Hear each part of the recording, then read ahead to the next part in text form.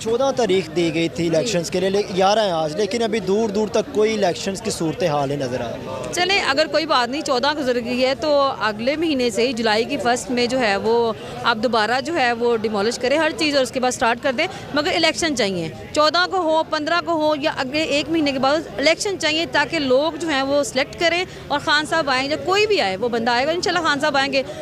हमारी माँ बहनें, हमारे भाई जो हैं वो खान साहब के साथ हैं, बस वो आएंगे। गुज़श्ता 3 दिनों से मुल्क की कुशीदा सूरत हाल है, जो इसका जो इल्ज़ाम है किसे ठहराती हैं, किसे इसका ज़िम्मेदार समझती हैं? ये ज़िम्मेदार जो है वो जो लोग हैं, इनको ये लग रहा था कि खान साहब को वो अरेस्ट करेंगे और हम खामोश रहेंगे, ये उनकी भूल है। हम लोगों के साथ वो इस तरह सोचते हैं कि जो अपना बंदा अपनी फैमिली छोड़ के यहाँ हमारे लिए बैठा हुआ है तो हम कैसे घर में बैठ सकते हैं, हमें सुकून कैसे आ सकता है। तो उन लोगों ने हमारी समझ लें कि उन्होंने हमारी दुखती रग पे हाथ रख दिया। तो हम लोग इंतजार के हम लोगों ने इंतजार पिलाया, मगर हम लोग चाहते थे एहतजाज, हमने एहतजाज किया और जो कुछ हुआ वो उन्होंने करवाया, हमने नहीं करवाया। एक तरफ तो PTI पुरअमन एहतजाज की दावेदार है, दूसरी जानब आपने देखा ये क्या सूरत हाल हुई है, इसके पीछे क्या समझती, क्या रीज़न है जो हमारे मुखालफिन है, हमारे मुखालिफ कंट्री है इंडिया, वो हम पे हंस रही है? देखें यही तो बात है, आपसे सोचते हैं सिर्फ अपने घर तक, आप सोचें कि पूरा पाकिस्तान इंटरनेशनल लेवल लोगों को क्या पिक्चर जा रही है। वो लोग सोच रहे हैं कि ये आपस में इतना लड़ रहे हैं, इनको क्या करना है। इन्होंने आके इन्होंने लीबिया बनाना चाहते हैं यहाँ पे, इन लोगों को पता नहीं है कि इंटरनेशनल लेवल पे क्या है। इनकी सोच ही नहीं है, ये पढ़े लिखे भी नहीं है, सोचते भी नहीं है कि पढ़ लिख जाए, कुछ सोच मर लें। इनको ये कि सीट ना रहे, ये नहीं सोचते कि जो 22 करोड़ की आवाम है चाहती क्या है, इंटरनेशनल मुँह दिखाने के काबिल नहीं रहे।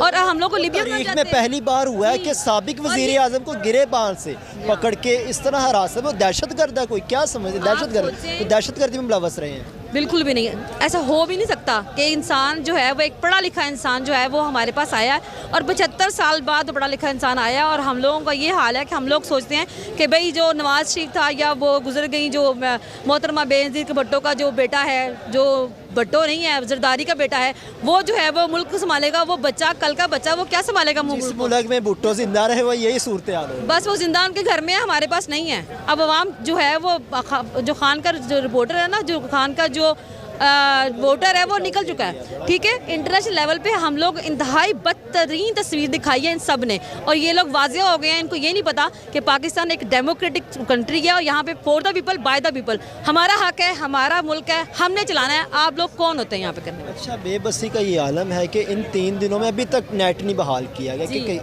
ये कमज़ोर है ना, ये सोचते हैं, इनकी सोच यही तक तो है, फलां चीज़ बंद कर दो, फलां चीज़ बंद कर दो। बंद करने से क्या होगा? दिमाग से निकाल के देखो, दिल से निकाल के देखो, तो फिर बात बने। अच्छा, मैं आपकी बात काटता हूँ। इन दिनों में आपको पता है PTI कारकुनों ने शेलिंग बर्दाश्त की, जुल्म हुए, कई ज़ख्मी भी हो गए, शहीद भी हो गए, लेकिन इन दिनों में खान ने जिन्होंने टिकटें तकसीम की, टिकट होल्डर कोई नहीं नज़र आया। क्या समझती नहीं खान साहब को अब दोबारा से इन चीज़ों को देखना चाहिए और टिकटों की तकसीम का ज़रा ख्याल करना चाहिए? देखें, जिस बंदे को भी देख रहे हैं ना वो पकड़ रहे हैं। अहमद अजहर हो गया, ये फवाद चौधरी को सारा दिन उसको वहाँ पर टाड़ा रखा, फिर बाद में पकड़ लिया। हर बंदे को पकड़ रहे हैं, किसी भी हर बंदे से डर रहे हैं। तो वो अगर छुप गए तो फिर क्या हुआ? अवाम, बाकी जो कारकुन है, जो आम लोग हैं, निकल रहे हैं ना कि हम क्या चाह रहे हैं। कारकुन तो बस एक तस्वीर है। इमरान खान एक दीवार पे लिख देना कि उसको वोट दो तो लोग दे देंगे, तो कारकुन कोई भी हो, XYZ हो जाए, तो इसलिए उन पर कोई हमें गिला नहीं है। उनको पकड़ लेना, उन्होंने खान को पकड़ लिया, इस तरह दहशतगर्द की तरह उसे प्रेजेंट कर रहे हैं, तो मेरा ख्याल है वो फेयर है। वो अगर साहब की तो रहाई होगी इंशाल्लाह, उन करीब वो आपके हाथ आपके समरा होंगे। दूसरी जो सीनियर लीडरशिप है, शाह महमूद कुरैशी, फवाद चौधरी, दूसरे जो पर्सनस हैं, क्या समझते हैं उनकी भी रहाई होती नज़र आती है? इंशाल्लाह, क्योंकि देखें ज़रा, जब आप कोई भी लीडर पकड़ा जाता है या कारकुन पकड़े जाते हैं तो वो इन द एंड उनको छोड़ना पड़ता है, क्योंकि हम लोग एक स्ट्रॉन्ग पार्टी है, पूरे पाकिस्तान में एक स्ट्रॉन्ग पार्टी है। वो आएंगे इंशाल्लाह। बाकी सबको पकड़ के देख लिया उन्होंने, आ गए ना, 10 दिन, 15 दिन, 16 दिन आ जाएंगे वो भी इंशाल्लाह। खान आ गया तो बाकी सब कुछ आ गया। बस वो एक लीडर को उन्होंने पकड़ के देखना, 2 दिन पकड़ लिया ना, अवाम देखे किसी रद्दमल देख लिया आपने, मगर अवाम ने पूरा अमन एहतजाज किया है। मैं बारहा कहती हूँ, जो इंतजार फैलाया वो बाकी लोगों ने फैलाया। That's it. अब आप खुश हैं? बहुत, क्योंकि सीधी सी बात है, साफ सी बात है, जिस तरह के ये घटिया लोग हैं, जिस तरह के राना सनाउल्लाह ने धमकियां दी थी, या ये रहेंगे या हम रहेंगे, इमरान खान रहेगा, तो जिस तरह के ये इनसे किसी अच्छे की उम्मीद नहीं थी। और मैं साफ कहूँ तो मैंने कभी सोचा नहीं था कि जिस तरह उन्होंने गिरफ्तार किया है कि हम कभी खान साहब को ज़िंदा दोबारा देखेंगे, लेकिन अल्लाह ताला का करम है जिसने बचा लिया। और जब तक वो यहाँ पहुँच नहीं ना जाते तब तक तो जान टंगी रहेगी। चीफ जस्टिस उमर बंदयाल से तो कुछ कहना चाहेंगे? इजहार मोहब्बत, इजहार तशक्कुर। चीफ जस्टिस बंदयाल से मैं कहूँगी कि डटे रहें। अगर उन्होंने ये फैसला दिया तो हम उसका खैर मकदम करते हैं, लेकिन हमारे इदारों का और हमारी इंसाफ के सिस्टम का जौन सा नंबर है ना दुनिया में आता, वो आपको भी पता है और मुझे भी पता है। तो लिहाजा इतनी उम्मीद मुझे उनसे भी नहीं है, तो अल्लाह बस बेहतर करेगा। अच्छा, जो पीटीआई कारकुनान आपको पता बहुत ज़्यादा ज़ख्मी हुए हैं, शहीद भी हुए हैं, इनका जिम्मेदार किसे ठहराती है? इनका जिम्मेदार हुकूमत को। मज़ीद आगे क्या करने वाली पीटीआई? देखिए रिहा हो जाएंगे, हो गए हैं। जिस तरह हम तो इलेक्शन, देखिए हम क्या कहते हैं, हम इलेक्शन एक पूरी दुनिया में कोई ऐसा मुतालबा है कि जिसको कहा जाए कि ये गैर कानूनी। इलेक्शंस रोकने के लिए तो सभी कुछ किया गया, तो मैं क्या समझती है होंगे इलेक्शंस? क्या लगता तो नहीं, जो इनके हालात है, लगता तो नहीं कि ये इलेक्शन करवाएंगे, क्योंकि इन्होंने हारना है और ये अपनी हार तो कभी जनरल रानी मानती नहीं है।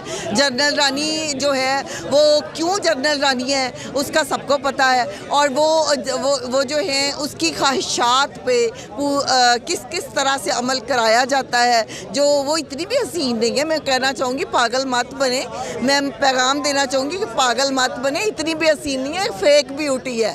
कहीं और नज़रें डालें लोगों पे, बाहर चले जाएं। अपनी बेगमात से इतना ही छुपना है ना, तो बाहर जाके मुंह काला कर ले, अपनी पाकिस्तानी जनरल रानी को तो छोड़ दे। जी इंशाल्लाह हम खान साहब के साथ खड़े हैं और रिहा हो गए हैं इंशाल्लाह। जब तक खान साहब के सांस हैं इंशाल्लाह उनकी अल्लाह ताला लंबी ज़िंदगी दे, लंबी उम्र हो।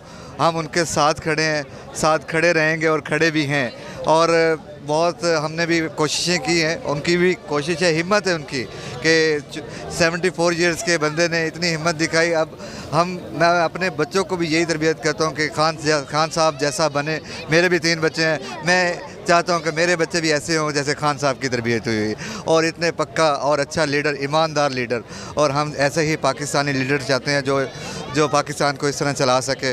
और मदीना की रियासत तब भी बनेगी जब इमरान खान आएगा, और इंशाल्लाह। क्या समझते हो दोबारा आ सकेंगे वो इक़्तिदार? सॉरी, क्या समझते हैं दोबारा इक़्तिदार में आ सकेंगे खान? इंशाल्लाह 2 तिहाई 3 तिहाई अक्सरियत के साथ इक़्तिदार में आएंगे, और 10 साल जब तक उनकी लाइफ है ये वज़ीर आज़म रहेंगे इंशाल्लाह।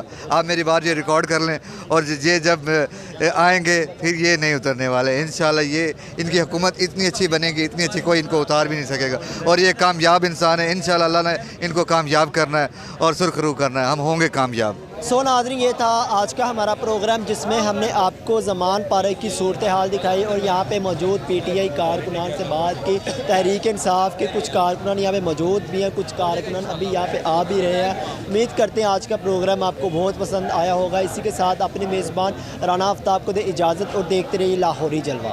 पाकिस्तान जिंदाबाद।